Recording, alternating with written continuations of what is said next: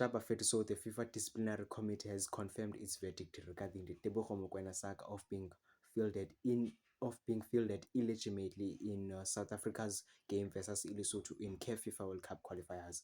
And as a result, the Nigerian and Lesotho Federation of the national team, so they pushed FIFA to launch an investigation, and FIFA did just so by launching an investigation to investigate the eligibility of Tebogo Mokoena in the fixture of South Africa versus Lesotho in one of the international breaks during CAF FIFA World Cup qualifiers.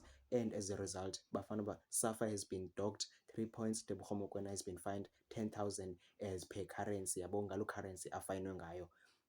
And then I'll be on the lookout yabo, so ngizobe ndidrafta group standings as to how the deductions of the 3 points affect the group standings from me to Dangona Bulela Bafethu.